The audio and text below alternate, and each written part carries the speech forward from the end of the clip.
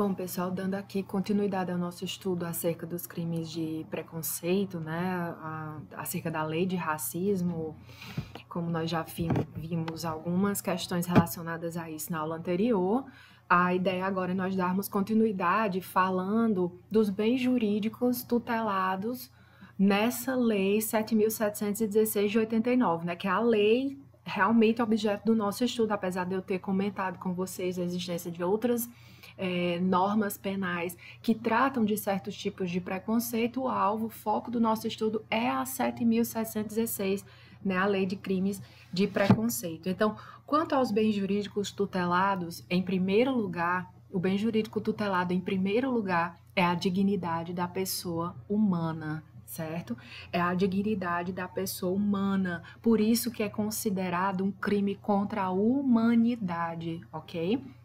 É considerado um crime contra a humanidade. Além disso, ele vem tutelar a honra da pessoa física diretamente alvo do delito. Mas a honra da pessoa física fica em último, digamos assim, no último patamar. Primeiro lugar vem a dignidade da pessoa humana. Alguns autores colocam também que ela tutela o direito à igualdade, o respeito à personalidade, enfim, mas tudo isso se resumiria, né, à tutela da dignidade da pessoa humana em primeiro lugar, tá? E aí também não deixa de ser atingida a honra, né, da pessoa física diretamente alvo da ofensa, mas isso em um segundo patamar. Primeiro lugar, bem jurídico tutelado é a dignidade da pessoa humana, certo? Sujeito ativo e passivo. Como é um crime comum, sujeito ativo, sujeito passivo pode ser qualquer pessoa, tá? É tanto que, se você pensar bem, duas pessoas, por exemplo, da mesma religião, podem ser uma sujeito ativo e outra sujeito passivo do crime de preconceito, certo? Então, pode ser que duas pessoas da mesma religião sejam sujeito ativo e passivo entre si de preconceito em razão da religião. Por exemplo, ambas são cristãs, mas uma segue uma linha dogmática do cristianismo diferente da outra. E aí pode surgir um crime de preconceito partindo de uma contra a outra pessoa, certo? Elementos subjetivos é o dolo, exclusivamente o dolo. Não existe crime de preconceito culposo. Não tem previsão de crime nenhum de preconceito na modalidade culposa. Agora, além do dolo genérico, é necessário também o dolo específico, né? Que é o elemento subjetivo específico, que é o quê? A finalidade específica é a motivação preconceituosa de raça, cor, etnia, religião ou procedência nacional. Então, é o dolo genérico mais o elemento subjetivo do tipo específico, mais o elemento subjetivo específico do tipo penal, certo?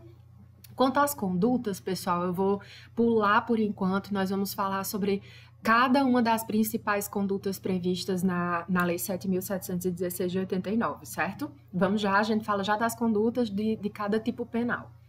Quanto à consumação e tentativa, a tentativa é possível, tá? A tentativa, ela é possível, mas é dificílima, porque são crimes que costumam ser formais e de mera conduta, certo? Então, por exemplo, o sujeito ativo quer impedir que o sujeito passivo entre no seu restaurante por um motivo, sei lá, religioso, um motivo de cor, um motivo de etnia, algum desses motivos que a lei 7.716 prevê. E aí, ao tentar impedir que aquela pessoa entre no restaurante, o crime já está consumado, certo? Então, não adianta se a pessoa, a vítima, tudo bem que a vítima é o Estado, né, a sociedade, mas o sujeito, a vítima secundária, né, a pessoa que foi dolosamente alvo daquela privação de exercer um determinado direito dela, né, que é disso que se trata o crime de preconceito em si. todos os crimes de preconceito em si. Então, ela foi impedida de exercer um direito dela. Mesmo que ela chame a polícia, que venha a polícia, que consigam que essa pessoa entre naquele restaurante, que ela seja atendida devidamente, o crime já foi consumado no momento em que ela foi impedida ou tentaram impedir que ela frequentasse aquele local, tá? Por motivo de preconceito, de raça, de cor, de etnia, de religião, de procedência nacional. Então, já foi consumado, beleza? O momento em que a pessoa é impedida de exercer o que nós vamos ver já, né, em cada uma dessas condutas, a partir do momento que a pessoa é impedida de exercer o seu direito, o crime já está consumado. Ou que tentam impedi-la de exercer o direito, também já está consumado, certo? Bom, dando continuidade a respeito da questão das penas, né? Vocês vão ver que todos os tipos previstos na Lei 7.716 prevêem uma pena de reclusão, tá? Todos prevêem uma pena de reclusão, não tem nenhum prevendo uma pena de detenção. E são considerados os crimes de preconceito inafiançáveis e imprescritíveis. Coloquei aí desde quando o STF reconheceu que são inafiançáveis mesmo e imprescritíveis num caso concreto. De lá para cá já tivemos outros. E onde é que está a previsão disso na norma constitucional? Está no artigo 5º, inciso 42, que diz que a prática do racismo constitui crime inafiançável, imprescritível, sujeito à pena de reclusão, nos termos da lei.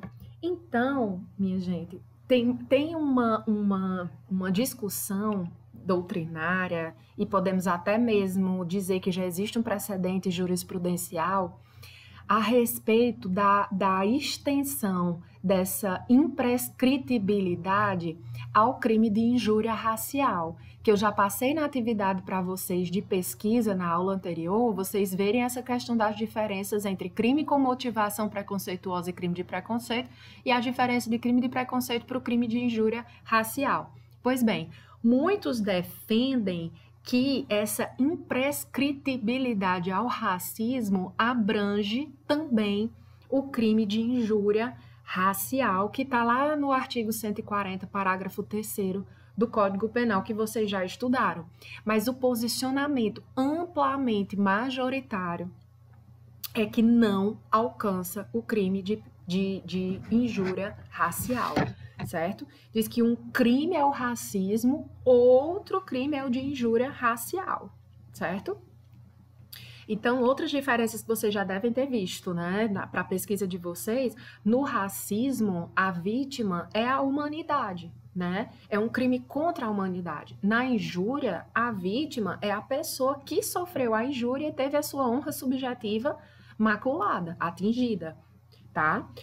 Outra coisa, ação penal. A ação penal no crime de racismo, ela é pública incondicionada, né? Então, o Estado, ele deve agir independentemente da vontade da pessoa que sofreu o racismo. Já no caso da injúria racial, ela é de ação penal pública condicionada à representação. Então, depende dessa manifestação de vontade do ofendido, tá?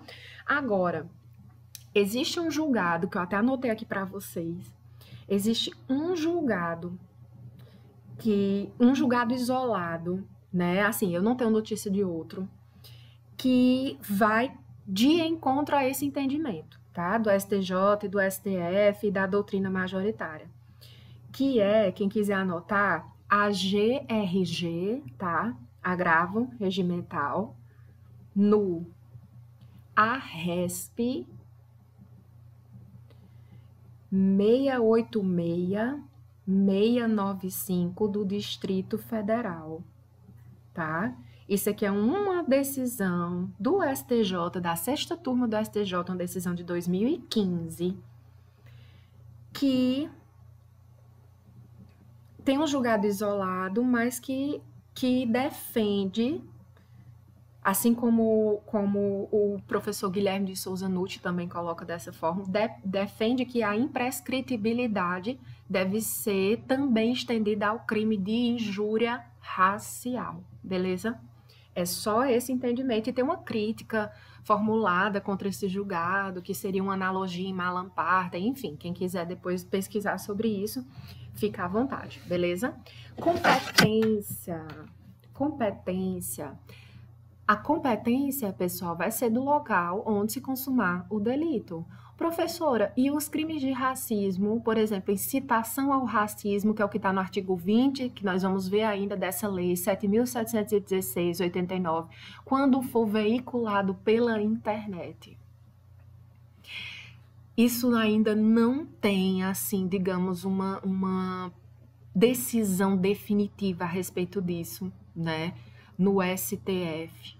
Mas a última vez que o STF se manifestou a respeito disso, que foi em 2016, ele disse que não basta o crime ter sido praticado pela internet, né?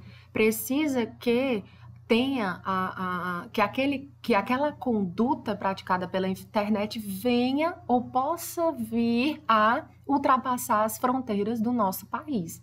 Então, no caso, lá em análise, o STF entendeu que não era competência da Justiça Federal, porque para isso teria que o crime ser praticado pela internet e ter ou poder ter, né, algo concreto de que afastaria, de que atravessaria as fronteiras do nosso país. Eu acho muita inocência, né, do STF achar que algo veiculado por meio da internet não tem... não ultrapassaria as fronteiras do nosso país. Pois bem, enfim. Então, em relação à competência da justiça comum estadual, tá? A não ser que a situação esteja esteja entre aquelas situações previstas na Constituição Federal, no artigo 109, né, que fala da competência da Justiça Federal. Então, por exemplo, se o crime é praticado a bordo de aeronave, como o exemplo que eu dei para vocês na aula passada, o crime é praticado a bordo de uma aeronave, o crime é da competência da Justiça Federal, ok? O crime foi praticado a bordo de um navio, também é da competência da Justiça Federal, tá? Então, aquelas situações do 109 que vocês já conhecem, levam o crime a ser da competência da Justiça Federal. Não sendo aquelas situações, competência da Justiça Comum Estadual mesmo, tá? E aí, eu trouxe aqui para vocês... só mais uma coisa. Não temos... na Lei 7.716, nenhum crime de racismo cuja pena máxima seja de até 2 anos. Portanto, nenhuma das infrações previstas na 7.716 é infração de menor potencial ofensivo. Nenhuma daquelas infrações é considerada infração de menor potencial ofensivo, ok? Bom, recordar é viver. Coloquei aqui para vocês algo que eu achei muito bacana, tá? Sobre os limites do direito penal. Para que o direito penal atue eficazmente na coibição às mais diversas formas de discriminação e preconceito, importante que os operadores do direito não se deixem influenciar apenas pelo discurso politicamente correto que a questão da discriminação racial hoje envolve, tampouco pelo nem sempre legítimo clamor social por igualdade. Mostra-se de suma importância que, na busca pela efetividade do direito legalmente protegido, o julgador trate do tema do preconceito racial despido de qualquer preconcepção ou de estigmas há muito arraigados em nossa sociedade, marcada por sua diversidade étnica e pluralidade social, de forma a não banalizar a violação de fundamento tão caro à humanidade elencado por nossos constituintes como um dos pilares da República Federativa do Brasil, que é a dignidade da pessoa humana. Então, eu acho que esse trecho desse julgado do STJ coloca muito bem essa questão da necessidade de que o julgador, quem for julgar, se dispa também do preconceito, né? Desses estigmas que já estão há muito tempo arraigados na nossa sociedade.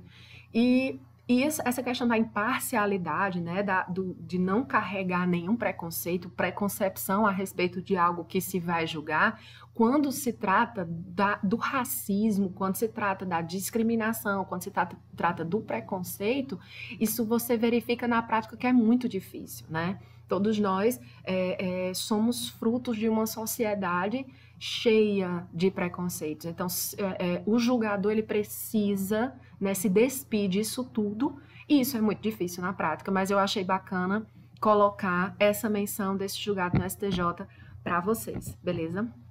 Vá.